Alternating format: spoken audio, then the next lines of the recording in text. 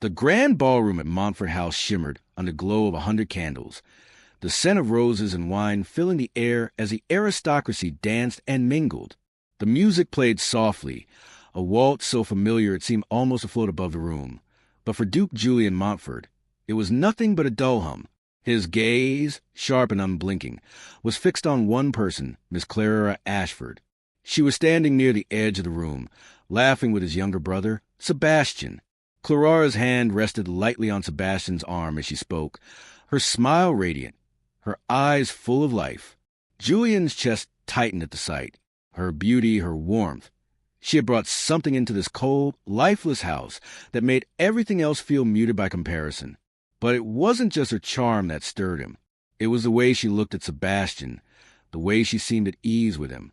Sebastian laughed, his arm around Clara's waist, guiding her effortlessly through the crowd, completely unaware of the storm brewing just a few paces away. Julian's jaw clenched, his fingers curling into fists at his sides. He couldn't stand it. His brother, with his charm, his easy smile, the warmth that seemed to pour from him with every word, every gesture. Sebastian's affection seemed to flow so naturally, so easily. He'd been kind to Clara, much kinder than Julian ever had been. And yet, "You're flirting with the wrong brother, Miss Ashford." The words came out of Julian's mouth before he could stop them, his voice colder than the marble floors beneath his boots. He moved swiftly across the room, his steps quick and purposeful, every inch of him radiating an intensity that made the guests take a step back. He grabbed Clara's wrist, his grip firm but not painful, and without a word of explanation, he pulled her away from the crowd and into the shadowed corridor beyond the ballroom. Clara gasped, a sharp intake of breath that made Julian's pulse race. The dark hallway was empty, save for the two of them, the soft echo of the music still vibrating through the walls, but it felt as though the entire world had fallen away. Julian pressed her back against the cool stone, his body close to hers, trapping her there with nothing but the heat of his presence. Clara's breath was shallow, her eyes wide, but she didn't pull away. Julian felt a flicker of something, desire, maybe, or rage, but he couldn't focus on that now. He couldn't focus on anything except the burning ache that had been growing inside him for weeks. "You're flirting with the wrong brother, Miss Ashford," he repeated, his voice lower now, edged with something dangerous. His thumb brushed against the delicate pulse on her wrist, feeling the rapid beat beneath her skin. He watched as her breath hitched, as her chest rose and fell in time with her racing heartbeat. Clara's eyes flashed with something like defiance. "Am I? Because he's been kind to me." The words hit Julian like a slap. Kind? Was that all she saw in his brother? The thought made his insides twist. He had given nothing to her. Nothing of himself. Nothing of his heart. He had kept her at a distance. Always too proud. Too cold to show her even the smallest sign of affection. And now Sebastian was making it look so easy, so effortless, that it burned. "You want kindness?" Julian's voice was harsh, the bitterness clear as he leaned closer, his face inches from hers. He felt the heat radiating from her, the pull of something that was both maddening and intoxicating. His hand, still resting on her wrist, slid gently to her throat, his thumb pressing against the soft skin there. "Is that really what you want, Clara? Tepid kindness from a man who will forget you the moment something shinier catches his eye." Her breath quickened again, but she didn't back away. Instead, her eyes darkened with something he couldn't quite decipher. "What else could I want? You've made it perfectly clear I'm nothing to you. You barely speak to me. You look through me like I'm invisible." The words stung more than he had expected. He wanted to argue, to tell her that he hadn't meant to ignore her, that he hadn't known how to act, but he couldn't find the words. He only felt the sharp ache of truth settling into his chest. He had pushed her away, but now that she was as close, now that he had her in his grasp, the pain of that distance was too much to bear. "Nothing?" he asked, his voice cracking, the words coming out more raw than he had intended. His forehead dropped to hers, his eyes closing as he struggled to regain control of himself. "You think you're nothing to me?" Her eyes fluttered shut at his words, her lips parting as though to speak, but nothing came out. Julian's heart pounded in his chest, and for a moment, all he could do was breathe her in, her scent, the softness of her skin, the warmth of her breath against his. "I can't breathe when you're in the same room," he whispered, his voice hoarse. "I can't think. I can't sleep. All I see is you. All I want is you." Her lips parted as if to respond, but before she could speak, the sound of voices echoed down the corridor, harsh and sudden. The moment shattered like glass, and Julian pulled away as quickly as he had approached, his hands trembling at his sides. He turned on his heel, his heart hammering in his chest, his mind reeling from the electric charge that had passed between them. But as he walked away, Clarara's voice, breathless and angry, followed him down the corridor. "You can't just—" He didn't turn back. He couldn't. The scene was over, but the storm was only beginning. 3 weeks earlier, Clarara Ashford had arrived at Montfort House with nothing but a worn traveling bag and desperate hope. She had no idea that 2 brothers would change her life forever, or that she'd choose the wrong one first. The rain fell in a steady, unrelenting downpour as Clarara Ashford's carriage creaked along the dirt road that led to Montfort House. The wheels splashed through puddles, and the sound of the storm was a constant, deafening roar against the windows. Inside, Clarara sat in silence, her thoughts a whirl of confusion and dread. She had never imagined she would be reduced to this, arriving at a grand estate as a paid companion to an elderly duchess, her only belongings a small, weathered bag that rested beside her. Her father's reckless gambling had destroyed their family's fortune, and Clarara was left with no other option but to seek employment. It was a bitter reality for a woman once accustomed to a different life. When the carriage finally pulled up to the towering gates of Montfort House, Clarara could hardly bear to look at the grandeur that awaited her. The estate was a sprawling masterpiece of stone and ivy, a symbol of everything she had lost.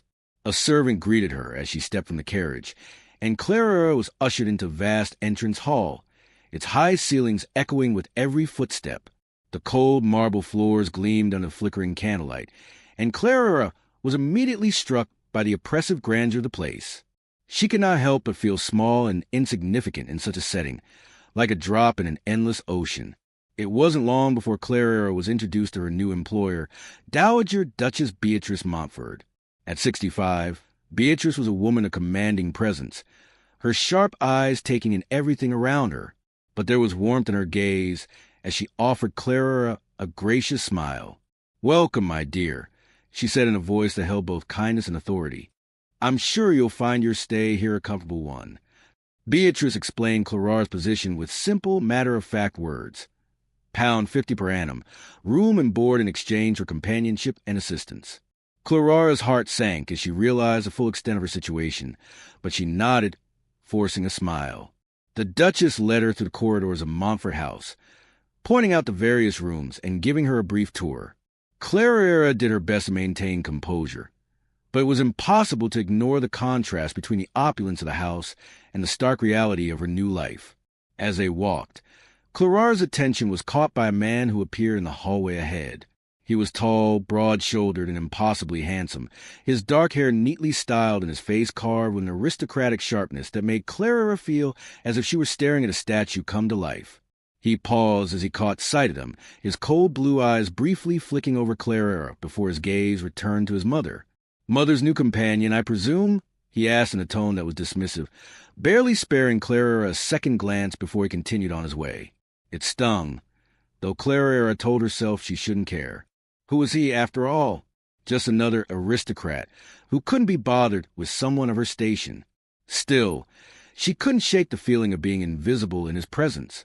Beatrice, however, didn't seem perturbed. "Don't mind Julian," she said with a small smile, her voice tinged with a knowing warmth. "He's forgotten how to be human." Clara couldn't help but wonder what that meant. Who was this Julian, and why did Beatrice speak of him so differently from the others? It was then that the younger brother appeared. Sebastian Montfort was the polar opposite of his sibling. Where Julian was cold and aloof, Sebastian was warm, charming, and quick to make Clara feel at ease. He introduced himself with a smile that seemed to light up the room. "I'd be happy to show you around, Miss Ashford," he said, his voice smooth and pleasant, with a hint of humor. "I'll make sure you don't get lost in this maze of rooms." He walked her through the gardens, pointing out the various flowers, making her laugh with light-hearted remarks. There was something so refreshing about him. His presence was easy, unguarded. Clara found herself feeling more at ease than she had expected, but also guilty, as though she shouldn't be so grateful for the kindness of a man who was, after all, far above her. But Sebastian didn't treat her as though she were beneath him. He spoke to her as an equal, showing genuine interest in her thoughts, her opinions. It was a kindness she hadn't experienced in months. But Clara couldn't forget the chill of Julian's gaze, even if it had only lasted for a moment. As she and Sebastian strolled to the gardens, she couldn't help but notice how much the landscape mirrored their personalities. The vibrant flowers, the warm sunshine, were reflected in Sebastian's easy manner, while the dark shadows cast by the towering trees seemed to mirror the distance between her and Julian. Later that evening at dinner, Clara could hardly focus on her food, her mind preoccupied with thoughts of the two brothers. Sebastian was attentive, making her laugh with stories of his travels, and she was grateful for his kindness. But then, at the far end of the table, she caught sight of Julian once more. He was seated across from his mother, barely acknowledging anyone around him. His eyes flickered over her for a brief moment, and Clara felt a strange shiver run down her spine. He looked through her as though she didn't even exist, his gaze distant, unfocused. As the evening wore on, Clara told herself it didn't matter. It was clear that Julian had no interest in her. He barely seemed to notice her presence. But as the night wore on and Sebastian continued to make her laugh, she began to realize something else. Julian's indifference stung in a way she couldn't quite explain. She wanted to believe it didn't matter. He was distant, cold, unreachable. But there was something in the way he had looked at her, just for a moment, that lingered in her mind. And as she lay in her small, comfortable room that night, staring out at the moonlit gardens, Clara couldn't shake the feeling that her arrival at Montfort House had set something in motion, something she couldn't control, and perhaps didn't even understand. Two very different brothers. One made her feel seen. The other made her feel invisible. The question was, who was she supposed to want? And was it possible that she had already made the wrong choice? The first week at Montfort House passed in a blur, each day blending into the next as Clara adjusted to her new life. Sebastian Montfort's attention was a constant, warm presence in her days. Every morning, he sought her out for a ride through the estate's vast grounds, offering gentle instruction on horseback riding. His hands often lingered on her waist as he steadied her, and the warmth of his touch sent an unspoken promise through Clara's chest. It was innocent, the way he helped her mount and dismount, the way his laughter filled the air during their morning rides, but it made Clara's heart flutter in a way she couldn't ignore. She had not felt such attention in years, certainly not since her father's fall from grace had left her isolated and forgotten. It was not just that Sebastian was kind, it was the way he made her feel seen, heard, as though she mattered. She hadn't known a man's kindness could make her feel like she was worthy of something more. In the afternoons, they walked through the garden together, Sebastian picking flowers for her as they talked about everything from literature to the weather. He made her laugh, something that felt both strange and familiar, a reminder of a time when she had been carefree. They spent hours in the library, discussing books, and Clara could not help but feel a warmth that she had not allowed herself to feel in years.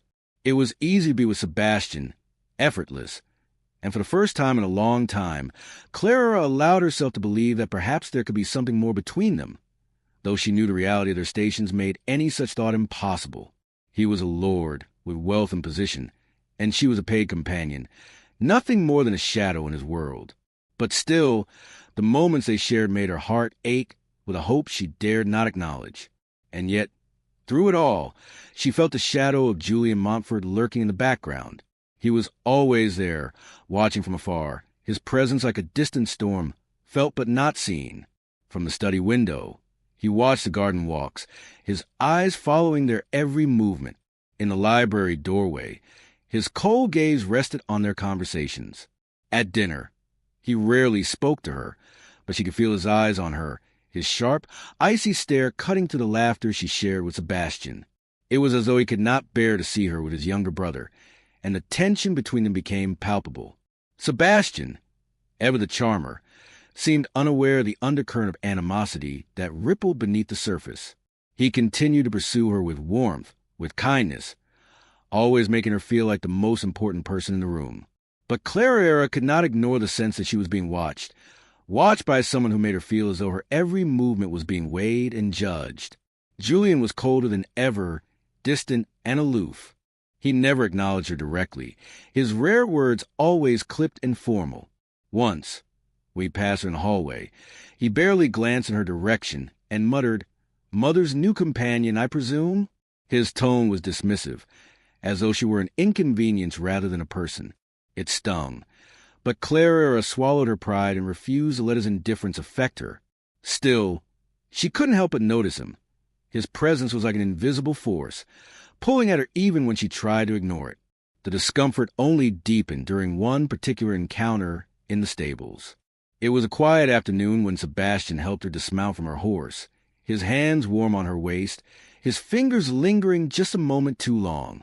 Clara's heart skipped a beat, and she was suddenly acutely aware of the closeness between them. Just as Sebastian smiled down at her, his arm casually draped across her shoulders, a cold voice sliced through the air. "Sebastian, a word. Now." Julian's voice was sharp, cutting to the quiet like a knife. The two brothers exchanged a look, Sebastian's expression unreadable, Julian's cold and angry. Clara watched as Julian's gaze flickered briefly over her, and though his face remained impassive, she could feel the tension in his body as he waited for Sebastian to follow him. There was no mistaking it. Julian was angry. Sebastian, ever the good-natured one, seemed unfazed, though his smile faltered for a moment. He gave Clara a quick, apologetic glance before turning to follow his brother. Clara lingered in the stables, her mind racing. She had overheard only bits of their conversation, but the sharpness in Julian's tone and the defensive edge in Sebastian's voice told her that something was not right. It was as if there was more to their relationship than the easy camaraderie Sebastian displayed. Was Julian angry because of her?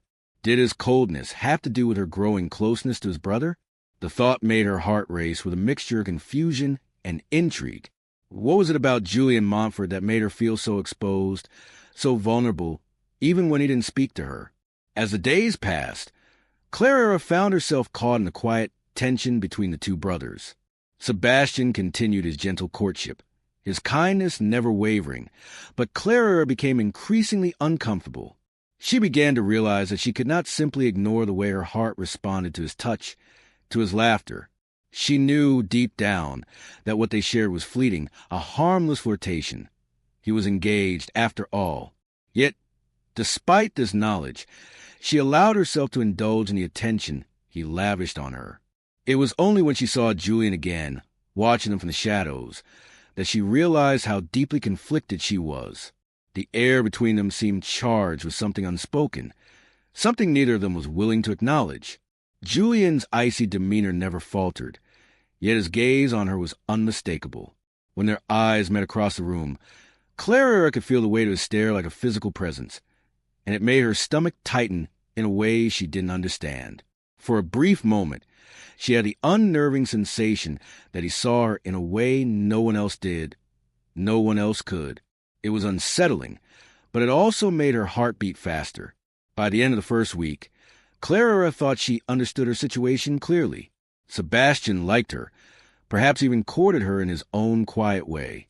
He was kind, charming, and made her feel like she belonged, even if she knew it was an impossible dream. Julian, on the other hand, tolerated her presence, and she could feel the coldness that surrounded him. It was simple. It was clear, or so she thought. But deep down, she knew it was not so simple at all. It was impossible to ignore the pull between herself and Julian, the way he made her feel exposed even when he said nothing, the way his presence seemed to fill every room, even when he wasn't speaking to her. It made her question everything she thought she knew about her situation, about herself. What if she was falling for the wrong brother? What if, in trying to keep herself safe with Sebastian, she was unknowingly walking towards something far more dangerous and far more thrilling than she ever expected? The afternoon tea in Dowager Duchess Beatrice's sitting room was a rare moment of quiet in the otherwise bustling Montfort house. The storm outside had finally begun to subside, leaving a damp, cool air that filtered through the tall windows. Beatrice, as always, was calm and composed, her sharp eyes gleaming behind her spectacles as she poured Clara a cup of tea. "Tell me, my dear," Beatrice began, her voice warm but with a careful edge. "How are you finding life here so far?"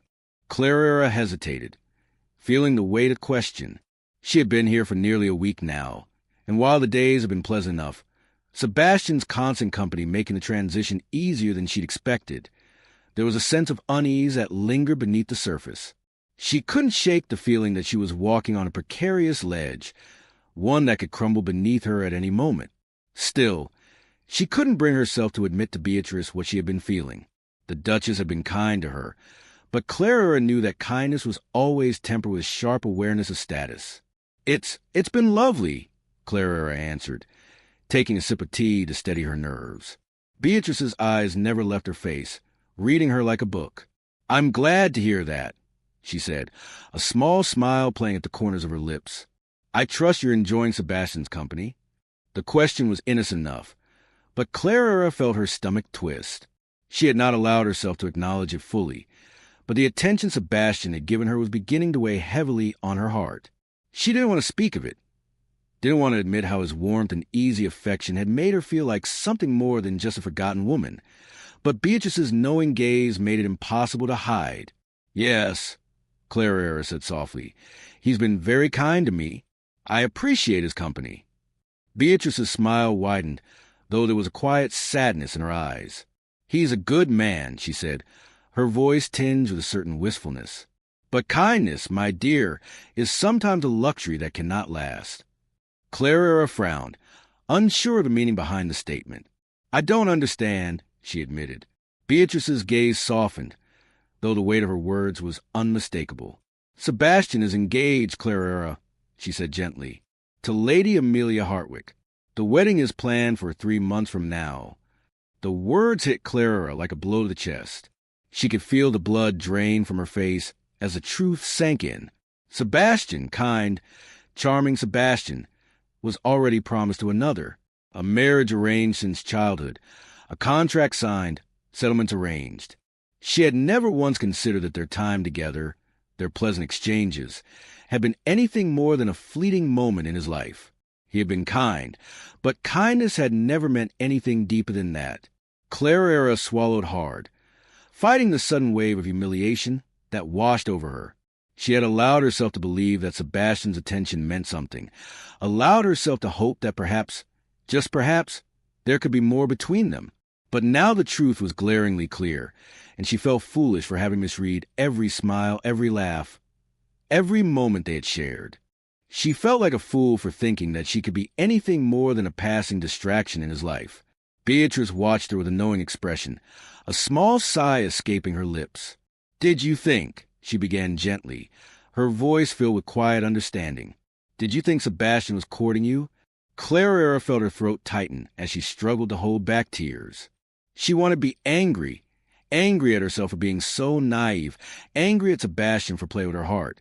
But there was a deeper, more profound sense of humiliation that made it impossible to speak. "I never meant to hurt you, my dear," Beatrice continued. "Sebastian is a man who offers affection easily, but he does not give his heart easily. His heart is already promised elsewhere." The words were painful, but Clara knew they were true. Sebastian had always been kind to her, but that kindness had been nothing more than a momentary flicker in the grand scheme of his life. And now, that flicker was gone, replaced by the cold, hard truth that there would be no future for them. Beatrice's next words were softer, but still edged with wisdom that Clara could not ignore. "Julian, on the other hand," Beatrice said, "has never offered his heart to anyone. He guards it like a fortress. But when he loves absolutely." Clara felt a shiver run through her at the words. She had no idea why, but the mention of Julian's name made something stir deep within her, something she had been trying to ignore for days now. She had felt the weight of his gaze on her more times than she cared to admit. It had unsettled her, made her feel as though he saw through her, as though he knew something she didn't. And now, with Beatrice's cryptic words, Clara realized she could no longer ignore the tension that had been building between them. But still, she couldn't imagine that the Duke of Montfort, cold, distant, imperious Julian, could possibly feel anything for her. "Julian doesn't even see me," Clara said, her voice barely a whisper. She couldn't bring herself to say more, to admit to Beatrice what she had been thinking for days now. But Beatrice's smile grew a little more knowing, her eyes twinkling with something Clara couldn't quite place. "Doesn't he?" Beatrice asked softly. "I suggest you look more carefully, child." Clara felt a wave of confusion and uncertainty wash over her. What did Beatrice mean? Was there something between her and Julian that she had missed? It seemed impossible. Julian had barely spoken to her, let alone treated her with any kindness. But the idea that he had been watching her, that there was something in his cold gaze that she had failed to recognize, sent a jolt through her. She had always believed that Julian saw her as little more than a companion, a nothing. But what if she had been wrong? What if, despite his coldness, he had seen something in her that she hadn't yet seen in herself? The thought was enough to make her head spin. Beatrice's expression softened as she leaned back in her chair, watching Clara with a knowing smile. "You are a clever girl, Clara," she said gently. "But sometimes the truth is right in front of you, and you don't see it because you don't want to." Clara sat in silence, the weight of Beatrice's words sinking in. She had thought she understood everything. She had thought Sebastian was a safe, uncomplicated choice. But now, with the revelation of his engagement, everything had changed. She could no longer pretend that her feelings for him had been anything more than a fleeting fantasy. And as for Julian, what was it that Beatrice had seen? Clara wasn't sure she was ready to confront the truth, but it seemed she had no choice. The moment of clarity had come, and with it, a new and terrifying realization. She had no idea where her heart truly lay. That night, as Clara wandered the halls of Montfort House in search of solitude, she stumbled upon the library. She had never been inside before, but something pulled her toward it, as though the quiet silence of the books could offer her some peace. She found a corner, tucked away from the rest of the world, and settled down with a book in her lap. But before she could read a word, the door opened, and Julian Montfort stepped inside. Clara's heart skipped a beat at the sight of him. He walked past her without acknowledging her presence. But Clara felt the tension between them like a living, breathing thing. It was only when he paused, his back turned to her, that she allowed herself to speak. "I didn't expect to find anyone here," she said softly. Julian's shoulders stiffened, and for a long moment he didn't answer.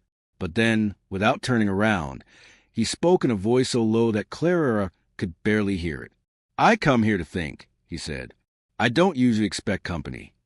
The words were simple, but there was something in them, something raw and unguarded, that made Clara's heart race. For a moment, it felt as though the walls between them were beginning to crack. And as their eyes met across the room, Clara realized with a shock that she was no longer sure who she was supposed to want. The truth had been revealed, and it had changed everything.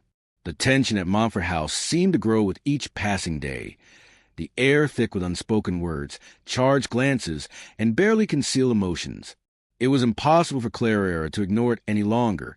Sebastian's pursuit of her, once so flattering and easy, had started to feel more like a weight she couldn't bear.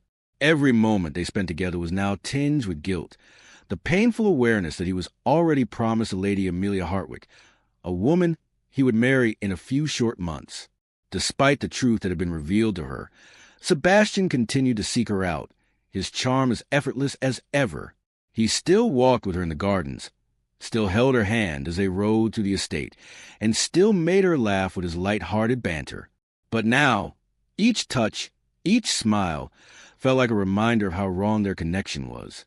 She could no longer pretend that she didn't know the truth, that Sebastian's kindness had been nothing more than fleeting affection. Yet despite her attempt to pull away, he pressed on, as though oblivious of the change in her demeanor. "Clara, have I offended you somehow?" he asked one evening, his brow furrowed with genuine concern as she tried to distance herself from him without appearing cold. His question cut through her like a knife, and she swallowed hard, her heart heavy with the knowledge that she couldn't explain without revealing what she knew. What could she say? That she had come to understand that his kindness wasn't real, that she had misread every look, every word, every laugh? She could not do that. She couldn't expose herself so completely. And so she kept quiet, forcing a polite smile. "No, of course not. I just think we both need some space," she lied, her voice steady despite the storm raging inside. But the more she tried to distance herself from Sebastian, the more Julian's presence seemed to grow. It was as if his cold eyes were constantly on her, watching from shadows. She could feel him in every room, his gaze a palpable force that both unsettled and intrigued her. His presence was magnetic, and though he said little to her, his silence was loud with something Clara couldn't quite understand. The realization was maddening, but it was undeniable. She was drawn to him. He was the one she thought of when she lay awake at night, the one whose name seemed to echo in her thoughts despite her efforts to ignore it. His coldness, once so infuriating, now seemed like a shield he wore to protect himself, and Clara found herself wanting to know what lay beneath that fortress. But Julian, for all his brooding intensity, remained distant, and the more she longed for anything from him, the more his silence seemed to deepen. The jealousy between the brothers was starting to become a tangible thing. Julian had watched them from afar for days, his dark gaze always following their interactions, whether in the garden, in the library, or even across the dinner table. His presence at these moments was so unmistakable, so suffocating, that Clara began to feel like a piece in a game of which she had no understanding. And then one afternoon, it all came to a head. She had been riding with Sebastian again, enjoying the gentle breeze that whipped through her hair, when Sebastian, emboldened by their shared moments, tried to kiss her. It was as though the world stopped for a moment. His lips brushed her cheek, a light touch, but Clara immediately turned her face away. "Please don't, my lord. It's not appropriate," she said, her voice tight with discomfort. The words were out before she could stop them, and for a moment the air between them was thick with awkwardness.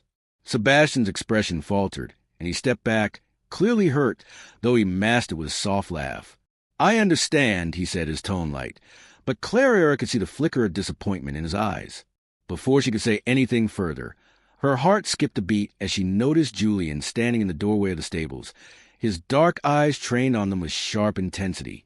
It was impossible to miss the way his jaw clenched at the sight of them, Sebastian with his arm around her waist, so casual, so familiar. The moment was electric, and Clara could feel the weight of Julian's gaze like a physical touch.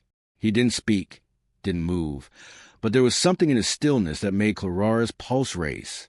And then, just as quickly as it appeared, he turned on his heel and walked away, leaving Clara and Sebastian standing in silence, the air still crackling with unspoken tension. Later that evening, at dinner, the atmosphere was colder than ever. Julian's presence, once always a quiet, unremarkable thing, had turned into something heavy, something that hung over the table like a storm cloud. Sebastian, ever the diplomat, tried to keep the conversation light, but Clara could see the sharp edges of his tension as he exchanged clipped words with Julian. It was as though the two brothers were engaged in a silent battle, each one trying to stake their claim without saying a word. Julian, for his part, said nothing to Clara, his gaze often sweeping over her with a coldness that made her skin prickle.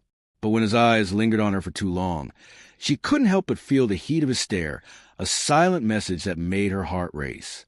She was becoming increasingly aware of the fact that his presence, his very silence, spoke volumes. And when the dinner ended and Clara made her way back to her room, she couldn't help but wonder what was happening between them. What was Julian feeling? Was this just jealousy, a protective instinct over his brother? Or was there something more beneath the surface? The questions plagued her as she undressed for bed, her mind spinning with confusion and desire. In the days that followed, the tension between the brothers grew more pronounced. Julian became increasingly possessive in his own way. His coldness to Clara in public was matched only by the heat in his eyes whenever Sebastian was near her. He seemed to lurk in the background, always watching, always waiting for a moment when he could intervene. Sebastian, on the other hand, remained oblivious, continuing his courtship in the same easy, charming manner as before. But with every touch, every word, Clara grew more uncomfortable. She could no longer ignore the truth. She was caught between two men, one of whom was engaged, the other who barely spoke to her. And yet, despite her best efforts to distance herself, she couldn't help but feel herself drawn to both of them in ways she couldn't explain. The more she tried to understand her feelings, the more everything seemed to spiral out of control. Julian's jealousy was growing more apparent, and it was becoming increasingly clear that his cold indifference was just a mask for something deeper, something darker. Clara was caught in the middle of it all, unable to escape the pull between the two brothers. As she lay in bed that night, her thoughts once again turning to the moment when she had felt Julian's eyes on her, how he had looked at her with such intensity, such yearning, that it had made her heart race. What did it mean? Was it just jealousy? Or was there something more, something that neither of them had been willing to acknowledge? She didn't have the answers, but she knew one thing for certain. This wasn't just a game anymore. Something was shifting, something dangerous, something impossible to ignore. The arrival of Lady Amelia Hartwick at Montfort House marked the beginning of a new chapter of tension, one that Clara hadn't anticipated, but quickly realized would shape everything that followed. The day was crisp and clear, the sky a perfect shade of blue as the Hartwick family's grand carriage rolled through the estate gates. Clara had been outside in the garden, trying to collect her thoughts after a long, sleepless night filled with too many questions and not enough answers. She hadn't seen Julian that morning, but she felt his presence looming over everything, even when he wasn't near. When the carriage doors opened and Amelia stepped out, Clara couldn't help but notice the sharp contrast between her and the other women in the house.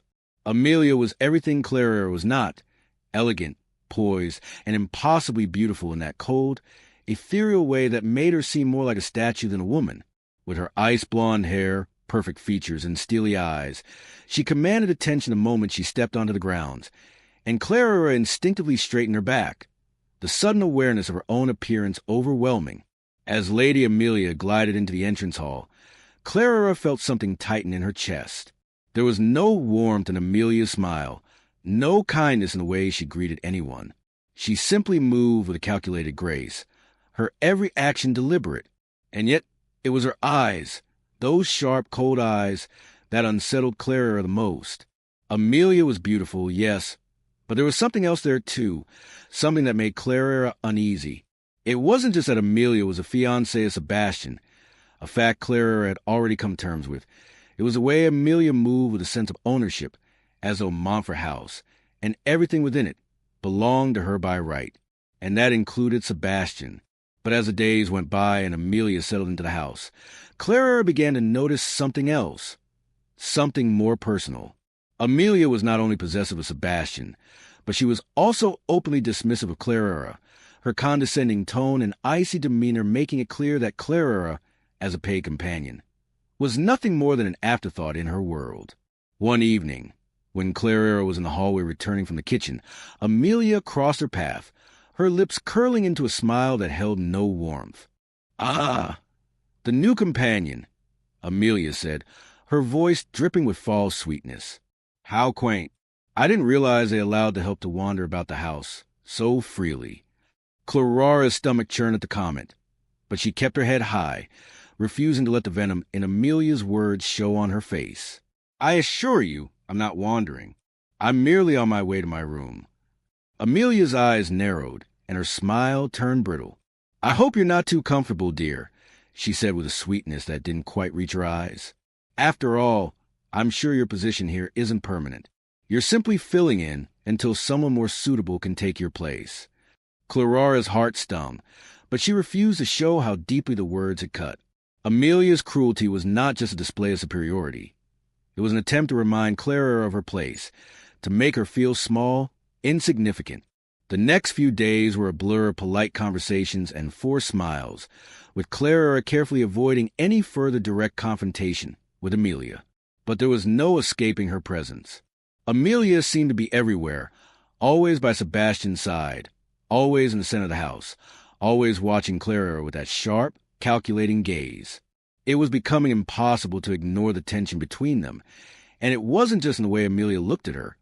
It was in the way Sebastian began to shift his attention. Clara noticed it almost immediately. His once easy, casual pursuit of her had begun to fade, replaced by a more polite, distant courtesy. He was still kind, but now there was an edge to his actions, as though he were walking on eggshells around both Amelia and Clara.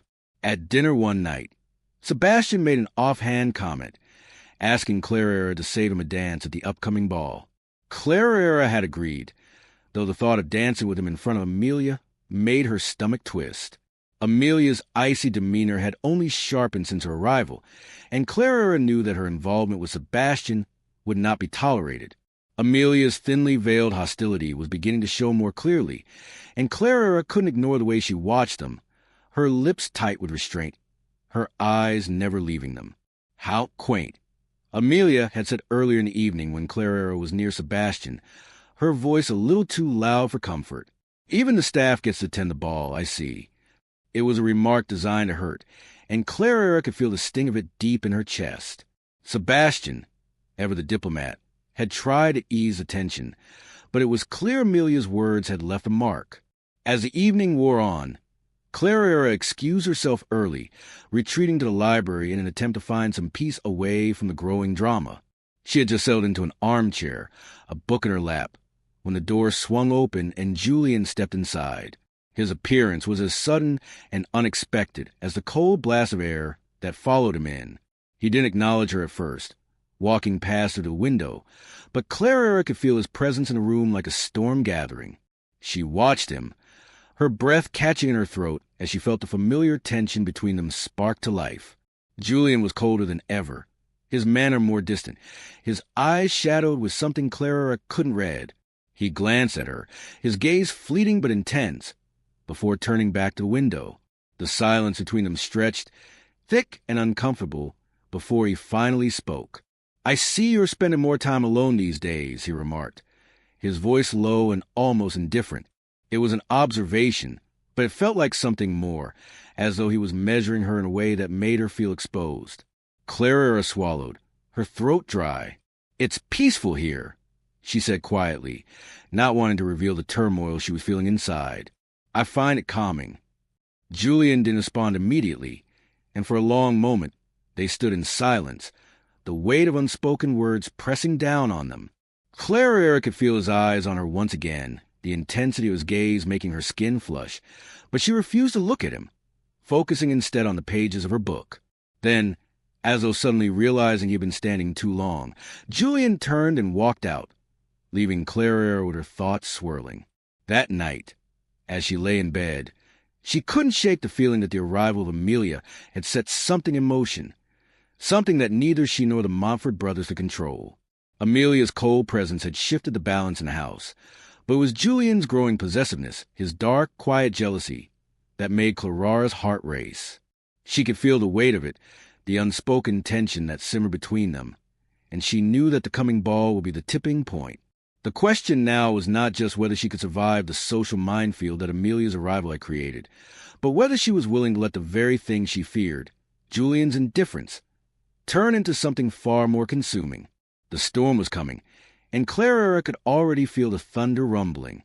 The grand ballroom at Montfort House had been transformed into a glittering sea of elegance, candles lighting every corner, chandeliers shimmering with 1,000 lights that cast a soft glow over the sea of silks and jewels. The music floated through the air, a perfect symphony of violins and piano, and the laughter of the aristocracy filled the room as the guests mingled and danced. The air was thick with excitement and anticipation, each person dressed in their finest attire, making it a night to remember. For Clara, however, the evening felt like a heavy cloak draped over her shoulders, the weight of the impending scandal and tension between the brothers pressing down on her with each passing moment. She had never attended a ball like this, certainly not as a paid companion, and the idea of being the subject of whispered gossip made her stomach turn. Yet, as she descended the grand staircase, all eyes turned toward her. The sudden hush that fell over the room made her heart race, and for a brief moment, she felt as if she were walking into a dream. The midnight blue silk gown Beatrice had gifted her clung to her frame, the fabric soft and cool against her skin, the low neckline modest yet flattering, and her hair was arranged in soft curls adorned with pearls. She barely recognized herself in the mirror, the transformation so complete it almost felt unreal. The gown, the jewelry, the delicate sapphire necklace borrowed from Beatrice, all of it made her feel like a stranger in her own skin. When she reached the bottom of the stairs, the room seemed to hold its breath, a collective gasp passing through the guests as they stared at her, some in admiration, others in shock. It was a sharp contrast to the life she had once known, where she had been the one doing the admiring, not the object of it. Sebastian was the first to spot her, his eyes lighting up with genuine delight as he made his way toward her. "You look beautiful," he said, his voice low, filled with admiration.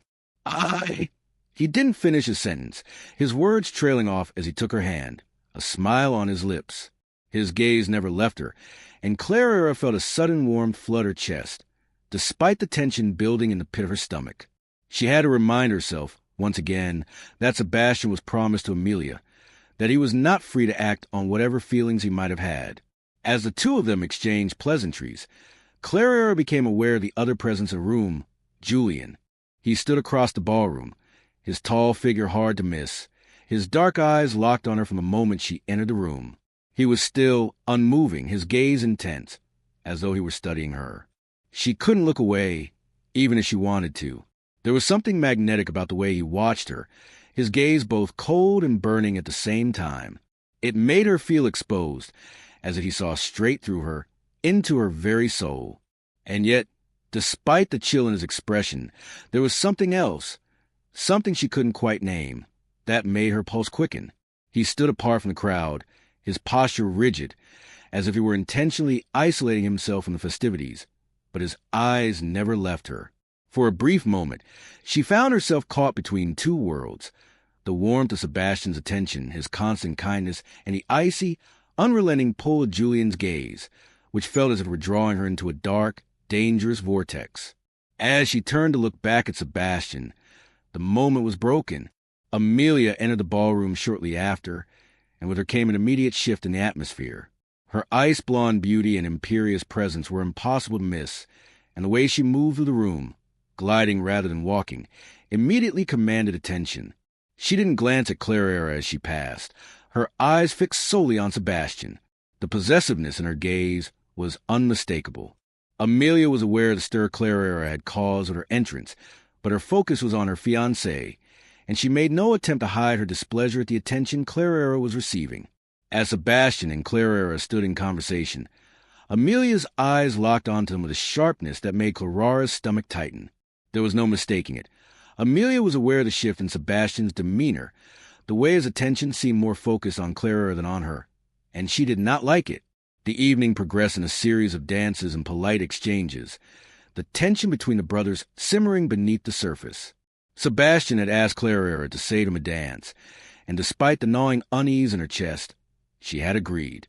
When the waltz began, Sebastian took her hand and led her onto the dance floor with his usual charm, his easy smile making her heart ache with the sweetness of it all. But as they danced, Clara couldn't ignore the feeling of eyes on her. Julian was still across the room, watching her intently, his posture rigid, as though he were a man on the edge of losing control. His eyes followed every movement, every step she took with Sebastian, and the intensity of his gaze made her skin flush. The music swirled around them, but Clara was painfully aware of the magnetic pull between herself and Julian, even from a distance. The dance felt different this time, too intimate, too personal, even though it was merely a polite waltz. Sebastian's hand rested on her waist, and though it was innocent enough, Clara couldn't help but feel a flicker of discomfort, the awareness of Julian's gaze settling over her like a heavy cloak. The dance ended, and Sebastian led her back to the edge of the room, his hand lingering a moment too long on hers. "You were perfect," he said, his voice low, a smile playing at the corners of his lips. Clara's heart skipped a beat, but she managed to offer a smile in return. "Thank you," she replied, her voice strained. Before they could say anything else, the music shifted, and another gentleman approached, eager to claim her for the next dance. As Clara moved away with her new partner, she could feel Julian's gaze on her once again. The air between them felt charged, as though everything was about to unravel. The evening had only just begun, but already Clara felt the tension building to a breaking point. As she danced with her new partner, her thoughts drifted back to Julian. What was he thinking? What was he feeling? She had no idea, but one thing was certain: his eyes never left her. Across the ballroom, Julian stood like a statue, a dangerous calm in his posture, and Clara knew that whatever came next would change everything. The storm was brewing, and the ball was the perfect setting for the inevitable explosion. As she danced through the crowd, the weight of the night settled on her shoulders. She could feel the eyes of the room on her, but it was Julian's gaze that held her captive, and she couldn't shake the feeling that whatever happened next, whether it was in the dance, in the quiet of a conversation, or in the very look that passed between them, would be the turning point. This night would not be forgotten. It was only a matter of when everything would come to light, when the unspoken tension between herself and the Montfort brothers would finally reach its breaking point. The ball had reached its peak by midnight, the guests slightly tipsy from the flowing champagne. Their inhibitions lowered as the music grew faster, the laughter louder. The evening had been filled with polite exchanges, the sort of light conversation that came with polite society. But for Clara, each passing minute felt like a slow burn, the tension between herself and the Montfort brothers threatening to boil over. She had danced with Sebastian several times, each moment filled with that same warmth and charm that had drawn her to him in the first place, but it was becoming harder to ignore the way Julian's gaze never left her. Every time she turned her head, there he was, across the room, watching her with an intensity that made her pulse quicken and her breath hitch. She couldn't avoid him, not when the pull between them was so strong, so undeniable. As the evening wore on, it became harder to ignore the growing chasm between the two brothers. Sebastian, ever the considerate one, was engaged in a conversation with Lady Amelia at the far side of the room. Though his smile was strained, his eyes constantly flicking toward Clara. He seemed to be aware of the growing tension, though he did nothing to address it. Meanwhile, Julian, still standing alone against the wall, had been watching her dance, his posture stiff, his eyes burning with a mixture of anger and something else, something far more dangerous. Clara could feel his gaze, like a weight pressing down on her, making every moment with Sebastian feel like an impossible choice. The longer she danced, the more aware she became of the fact that Julian was not just observing her. He was waiting for something. And then it happened. Sebastian, laughing lightly at something Amelia had said, reached for Clara's hand and tugged her gently toward him. "Come, Clara," he said, his voice warm. "One more dance, yes? The waltz is starting." He smiled at her, but there was something different in his eyes. It was as if he, too, could feel the weight of the situation, and though he smiled, it didn't quite reach his eyes. Clara hesitated for just a moment, her heart pounding in her chest as she glanced across the room to where Julian stood, still watching her with that icy intensity. Before she could answer, the moment stretched unbearably long, and just as Sebastian pulled her closer, Julian's voice cut through the space between them, sharp and commanding. "Clara." The sound of his voice, cold, deep, full of authority, stilled the air around her, and the room seemed to quiet, as if the music itself had faltered. Sebastian stopped mid-step, his hand still holding Clara's, and Clara's heart leaped into her throat as Julian's dark eyes locked onto hers. She could see the storm building within him, the unspoken tension finally about to explode. Without waiting for any sort of permission or acknowledgement, Julian strode across the ballroom, his long strides purposeful, cutting through the crowd like a force of nature. Guests parted in his wake, their eyes wide with curiosity and some measured concern. The low murmur of the crowd grew louder, whispers spiraling through the room as Julian reached them. Clara barely had time to react before Julian grasped her wrist, his fingers burning through her gloves as he pulled her away from Sebastian, ignoring the surprised look on his brother's face. "Excuse us, Sebastian," Julian muttered, the words biting with a coldness that sent a shiver down Clara's spine. Sebastian opened his mouth to protest, but Julian was already dragging Clara away, pulling her through the ballroom with an urgency that left no room for argument. Clara's heart hammered in her chest, her pulse racing as she tried to keep up with Julian's furious pace. She barely registered the shocked gazes of the other guests, nor the way Amelia's glare followed them, her face a mask of pure disdain. All Clara could focus on was the way Julian's grip tightened on her wrists, how his presence felt like a storm cloud, dark and foreboding, enveloping her with every step. Before she could gather her wits or say anything, they reached the darkened corridor off the ballroom, the silence around them thick and suffocating. Julian didn't let go of her wrist, his hand still holding her firmly, and he turned to face her, his chest rising and falling with the force of his breathing. "You're flirting with the wrong brother, Miss Ashford," he said, his voice low, but it was laced with something that made Clara's stomach flip.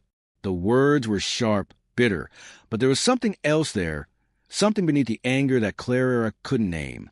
She felt a flicker of defiance rise within her, the need to fight back against his accusation. "Am I?" she asked, her voice trembling despite herself. "Because he's been kind to me, Julian. He's been the one who sees me. He's the one who's treated me with respect." The words came out before she could stop them, and as soon as she said them, she felt the sting of them, as if she had betrayed a part of herself by admitting it. But Julian's expression darkened, and he took a step closer to her, his body nearly pressing against hers, trapping her between him and the cold stone wall. "Kind," he repeated, a bitter laugh escaping his lips. "You want kind, Miss Ashford?" His hand slid to her throat, his thumb gently tracing her pulse, and Clara's breath caught in her throat at the sensation of his touch. "Is that really what you want? Tepid kindness from a man who will forget you the moment something more desirable comes along." The word stung, and Clara felt her anger flare. "What else could I possibly want from you, Julian?" she spat, her chest heaving with the force of her frustration. "You've barely spoken to me, let alone treated me like a person. You've ignored me, acted as though I don't even exist. What do you expect me to do?" Julian's eyes darkened as he leaned in closer, his face only inches from hers, and for a moment Clara thought he might kiss her. But then his expression shifted, his jaw tightening, and he stepped back, his breath ragged as he tried to regain control. "Nothing?" he asked quietly, his voice breaking, and for the first time, Clara saw the flicker of something vulnerable in his eyes, something raw and real. "You think you're nothing to me?" His forehead dropped to hers, and Clara felt the weight of his words, the rawness in his voice, like a punch to the gut. She was so close to him now that she could feel the heat radiating off his body, the tension crackling between them. For a moment, neither of them spoke, and Clara could feel the world around them slipping away, leaving only the two of them in the dark, quiet corridor. She didn't know what to say, what to feel, but she knew one thing. Everything had just changed. And then, as though the moment had shattered like glass, a voice called out from a ballroom. "Julian." It was Sebastian, his voice filled with alarm and confusion. And just like that, the spell between Clara and Julian was broken. They both froze, and Julian's expression shuddered instantly, the coldness returning to his features like a mask he had worn for years. "I'll deal with this later," Julian muttered, his hand releasing her wrist as he turned on his heel and strode back toward the ballroom, leaving Clara standing there, breathless and shaken. She watched him go, her pulse still racing, her mind whirling with what had just happened. What had he meant? What was that moment between them? She could feel the lingering heat of his touch on her skin, the echo of his words in her mind, and she knew, that everything had just changed. The storm was no longer coming. It had already arrived. Clara sat on the edge of her bed, her hands trembling as she packed her few belongings into a small, worn bag. The room was dim, the only light coming from the flickering fire in the hearth. She had spent the last few hours trying to convince herself that leaving Montfort House was the only sensible option, the only way to avoid the chaos, the heartbreak, and the scandal that had been building ever since her arrival. But the truth was, she didn't know if she was running from the Montfort brothers or if she was running from herself. She hadn't planned for this.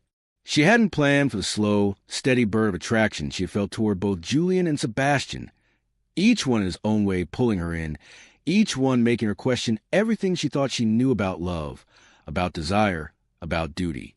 But the truth was now impossible to ignore. Julian wanted her. She had felt it, seen it in his eyes, in the way he had almost kissed her in that dark corridor, in the way he had held her wrist, dragging her away from Sebastian without any care for propriety or consequence.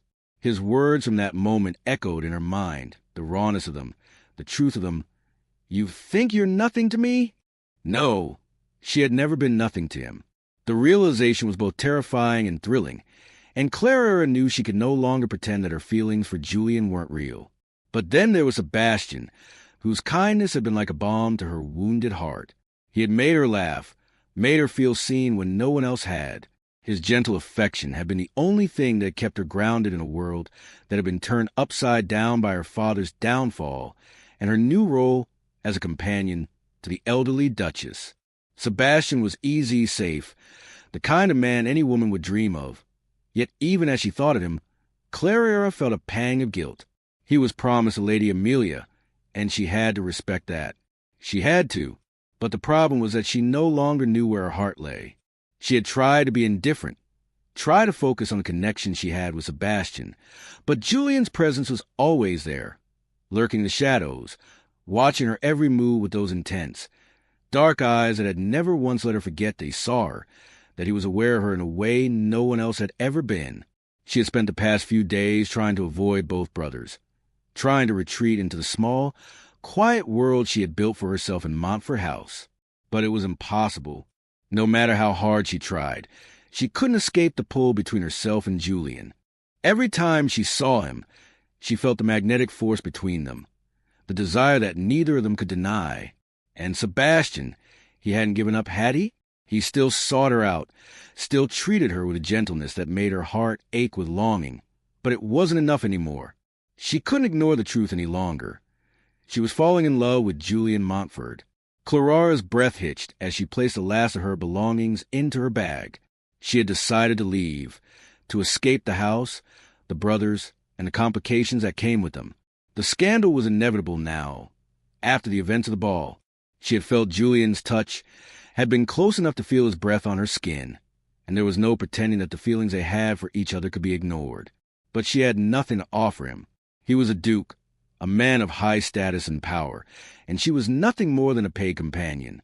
Her reputation was in tatters, her future uncertain, and no matter what feelings they shared, Clara knew she could never be the woman Julian needed, the woman who could stand by his side without the constant reminder of her past, of her station.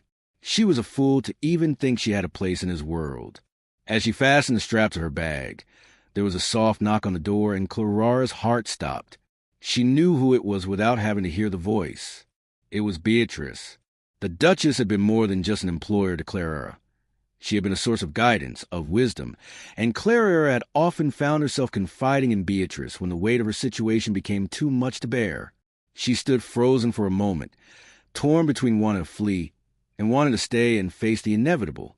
Beatrice had known something was going on between the brothers, and Clara knew the time had come to confront her own feelings. She opened the door, finding Beatrice standing there, her expression unreadable. "You're leaving?" Beatrice's voice was soft, but there was a quiet authority in it that made Clara's heart ache. The Duchess didn't wait for her to speak, didn't need to. "I've known for some time now, Clara," Beatrice continued, stepping into the room and sitting down by the fire. "You've been torn between them, haven't you? Sebastian's warmth, Julian's intensity. But you have to choose. You can't live in two worlds." Clara bit her lip, her throat tight. She hadn't realized how much Beatrice had seen, how much the Duchess understood. The weight of her words pressed down on her, and Clara's hands shook as she sat down beside her, her mind racing with everything that had happened in the past few days. "I can't stay here, Beatrice," Clara said, her voice trembling. "There's no place for me. The scandal, the tension between them, it's all too much." Beatrice studied her for a moment, her eyes soft but knowing. "And where will you go, Clara? You've no family left, no future except the one you make for yourself." Clara closed her eyes, the words cutting deep. She hadn't thought beyond leaving, hadn't considered what her future would look like outside of Montfort House. She had thought she could slip away into the night, disappear without a trace. But now, in the quiet of this room, the truth hit her like a wave. She had nowhere else to go, and worse, she knew she didn't want to leave Julian behind. Not after everything.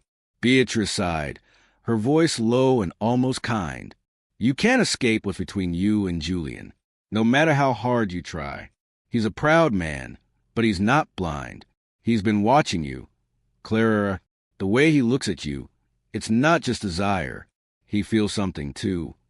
Clara's heart thudded painfully in her chest. The thought of Julian, of the way he had held her wrist in that corridor, the intensity of his words, the way he had looked at her, made her head spin. Could it be true? Could Julian really want her in the way she wanted him? Beatrice's eyes softened, her voice gentle. You can't run from it. Not anymore. The only choice you have now is to face it. Clara swallowed hard, her mind a whirl of emotions. She couldn't leave. She couldn't run. And as much as the thought terrified her, she realized she didn't want to. I don't know how to face him, Beatrice, she whispered, her voice breaking. What if I'm wrong? Beatrice smiled, a knowing look in her eyes. Then you'll have your answer. But I don't think you are. Clara looked up, her chest tight, and for the first time in days, she felt a flicker of hope. She wasn't alone in this. Beatrice's quiet support, her faith in Clara, was the reassurance she needed. The path ahead was uncertain, fraught with danger, but it was the only one she could walk. You're right, Clara said softly, a small but determined smile forming on her lips. I have to choose. And I'm not running anymore. The moment she said the words, she knew it was true. She couldn't run from Julian, from her own heart, not anymore. The choice had been made, and whatever the consequences, she would face them. The morning after the confrontation in the corridor, Clara sat in her small room, staring out at the garden. The world outside was still, the trees swaying gently in the breeze, but inside her heart, everything felt as though it were spinning out of control. The night had been restless, filled with thoughts of Julian and his words, those words that had burned through her like wildfire. You think you're nothing to me? The question echoed in her mind, the intensity in his voice still vibrating in her chest. She could still feel the heat of his body against hers, the almost kiss that had almost shattered every boundary she placed around herself. She had spent so many days telling herself that Julian was nothing more than an inaccessible figure, cold, distant, beyond her reach. But now, after everything, she couldn't deny what was right in front of her. He wanted her. The thought sent a shiver through her, a mix of fear and something else, something far more dangerous. Hope. But hope was a dangerous thing, and Clara had learned that lesson too many times to count. She had no right to hope. Her life, her position, her very existence was built on the fragile foundation of compromise and sacrifice. Julian Montfort was a duke. She was a paid companion, with nothing to offer him but a heart that had been shattered by life's cruel turns. He deserved more, someone who could stand by his side, without the weight of her past dragging them both down. As she sat there, her thoughts a storm of confusion, the door to her room opened, and Beatrice entered, her expression as calm as ever, though her eyes held a knowing gleam. I thought I might find you here, Beatrice said softly, sitting down beside Clara, her presence as comforting as it was commanding. You've made your decision, haven't you? Clara nodded, though she wasn't sure if she meant the decision to stay or the decision to face the storm that was coming. I don't know what to do, she whispered. I can't be what Julian needs. I don't even know if I can survive the scandal that would come from everything that's happened. Beatrice's gaze softened, and she placed a gentle hand on Clara's. You don't need to be perfect, she said with a quiet confidence. No one is. And Julian knows that better than anyone. He's not asking you to be someone you're not. He's asking for you, just as you are. Clara looked at the older woman, her heart heavy with the weight of her words. But I'm not enough. I don't belong in his world. The words felt like an admission of defeat, but they were the truth, weren't they? Julian's world was one of power, of duty, of cold, unyielding rules that Clara could never fit into. She had nothing to offer him but herself. Fragile, uncertain, a woman with no future beyond the walls of Montfort House. What you don't understand, my dear, Beatrice continued, her voice gentle but firm, is that Julian is not asking you to change. He's asking you to accept him as he is. He's been locked away in that fortress of his for so long, and he doesn't know how to reach out. But he's trying. You have to see that. He's trying for you. Clara's heart clenched at the words, the truth of them sinking in deeper than she could have anticipated. Julian had been a man of duty and cold propriety, of distance and control. But now he was something else. Something raw. Something vulnerable. And it scared her more than anything she had ever known. But it also pulled her in like a moth to a flame. She wanted him, more than she had ever wanted anyone. But she was scared. Scared of the unknown. Scared of the consequences. "I don't know if I can do it, Beatrice," Clara whispered, her voice cracking. "I don't know if I can face everything that would come with being with him. The scandal, the gossip, everything will be destroyed." Beatrice smiled, a small, knowing smile that held a depth of understanding. "You're right. It will be difficult. It will change everything. But sometimes, my dear, the things that are worth having are the very things that cost us the most. And Julian, he's worth the cost."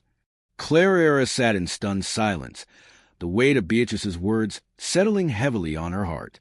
She knew the Duchess was right. She couldn't keep running from this thing between herself and Julian. No matter how hard she tried, no matter how many walls she built, the truth was unavoidable. She had to face it, and she had to face him. She stood up abruptly, her decision made, her heart racing with a mixture of fear and excitement. "I can't keep pretending," she said softly, more to herself than to Beatrice. "I have to know if he feels what I feel. I have to know if I'm just a passing fancy to him, or if there's something real between us." Beatrice's smile widened, and she rose from her chair, offering Clara a steadying hand. "Then go to him, Clara, and don't look back. What you're about to do will change everything. But it might just be the beginning of something wonderful."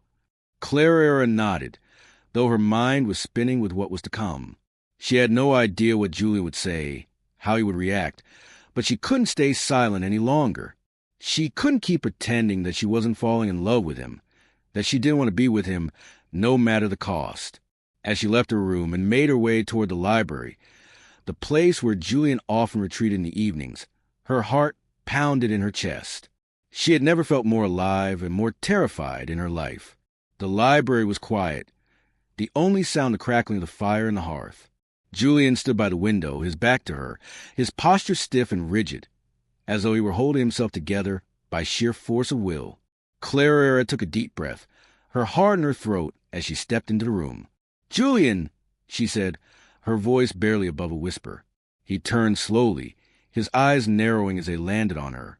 For a long moment, neither of them spoke, the silence stretching between like an endless chasm. And then, with a single, decisive step, Julian crossed the room, his eyes locked onto hers, his presence overwhelming. "Clara," he said, his voice low, rough with emotion. "You came." Clara nodded, her breath shallow, her heart beating so fast she could barely think. "I couldn't leave," she said softly, "not without knowing what this is, what you feel." Julian's eyes flickered with something unreadable, something raw, as he stepped closer, his gaze never leaving hers. "What I feel is more than I can put into words," he said, his voice a rasp. "But if you can accept me, accept everything I am and everything I'm not, then I want you. I want you, Clara, more than I've ever wanted anything in my life." The words hit her like a thunderclap, and for a moment she couldn't breathe. But then, in the silence that followed, she realized something. She wasn't afraid anymore. Not of him, not of the future, not of the cost. With a trembling hand, she reached for him, and when he took her in his arms, she knew, without a doubt, that she had made the right choice. This was the beginning of everything, and she was ready. The morning after Clara had made her decision, she woke with a mix of exhilaration and dread. The truth was now clear. She had chosen Julian. The weight of the moment, the heaviness of that realization, made her heart pound with both fear and excitement. She confessed to him, admitted everything she had buried deep inside, and he had reciprocated in ways that sent tremors through her soul. But now, as they prepared to face the world, his world, everything felt different. There was no turning back. The scandal that had seemed distant and abstract now loomed before her, its consequences shaping every thought she had. The news of Julian's actions the previous night, of their confrontation in the hallway, would surely have spread like wildfire. The whispers had already begun to stir, but now they would crescendo to an unbearable volume. The Montfort House ballroom, which had only days before been filled with excitement and elegance, now felt like a gilded cage, a place where reputations were made or broken with a single glance. Clara couldn't help but wonder what would happen next. How would society react to the union between the Duke and companion? Would the scandal tear them apart before they could even begin? But there was no time for doubt, no room for hesitation. The ball was still in full swing, and Julian was not the kind of man who could hide from his own decisions. They would have to face it all. As Clara descended the grand staircase, her heart leaped into her throat. She was dressed in the same midnight blue gown, the same jewels adorning her neck. But now it felt different. She felt different. The eyes of the room seemed to snap to her the moment she entered, the weight of every gaze pulling at her as she made her way down the staircase. Julian's arm at her back. Her hand, once trembling, was now steady in his. They walked together as if they were the only two people in the room. But Clara could feel the buzz of the crowd, the nervous energy, the sharp gazes. They were already whispering, already speculating. The silence in the room stretched to a point of unbearable tension before Julian's voice broke through. "Ladies and gentlemen, if I may have your attention," he called out, his voice steady and authoritative, carrying across the room like a command.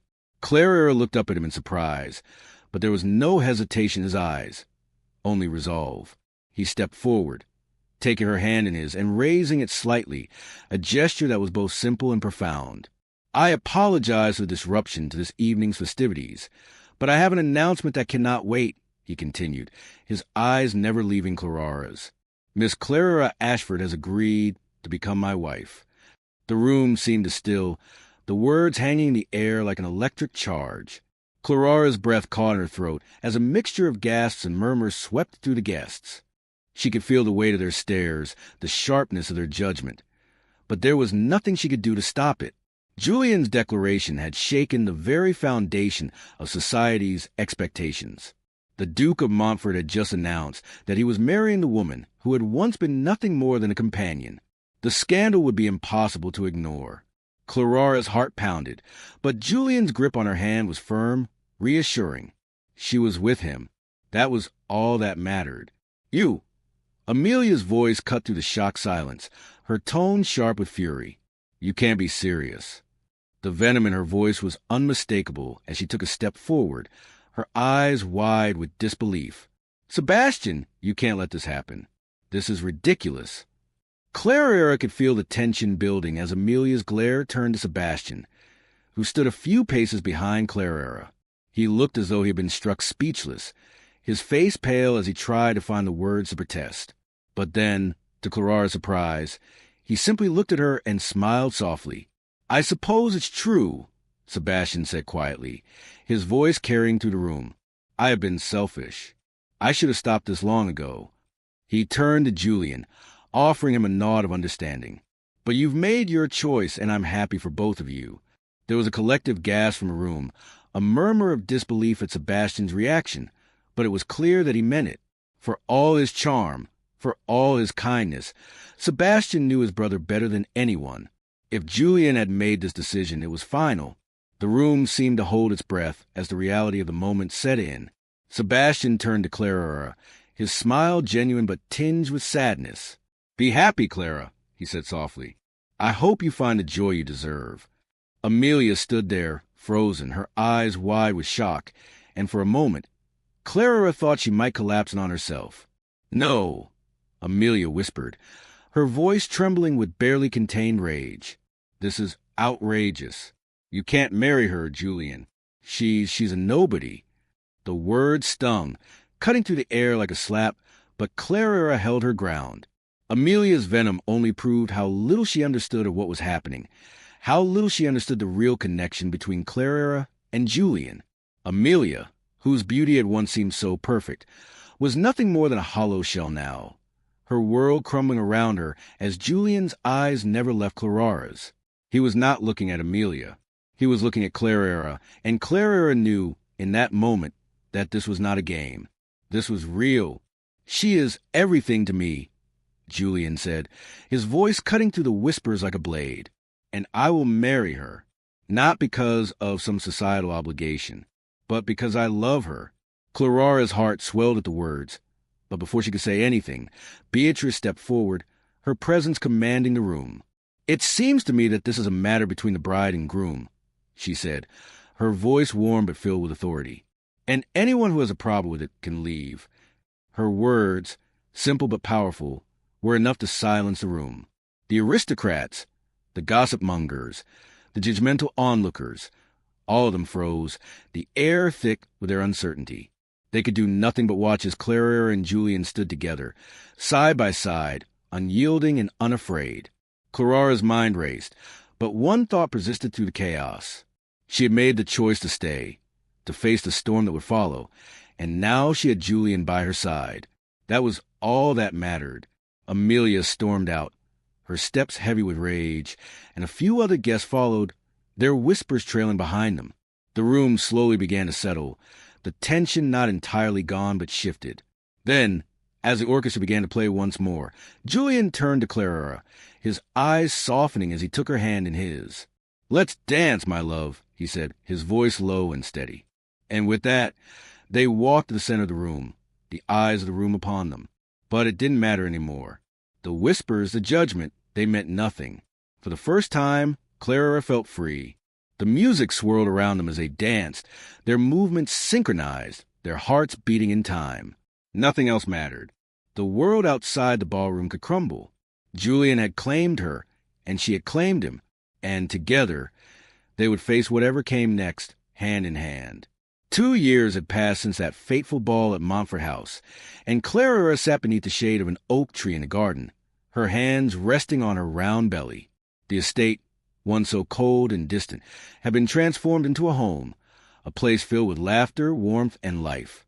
The grounds were in full bloom, the roses climbing up trellises, and the hedges manicured with care. The air smelled of jasmine, fresh grass, and the sweetness of the season. Clara, now 25, looked every bit the lady she had always dreamed of being, though never imagined she could be. Her gown was simple, comfortable, her hair done in soft waves, but it was a gentle curve of her pregnancy that made her heart swell with happiness. As she watched her 18-month-old daughter, Emma, toddle through the grass, chasing after butterflies with all the exuberance a child could muster, Clara felt a deep, unshakable sense of contentment. She hadn't expected this life, hadn't imagined that she would ever be so loved, so cherished.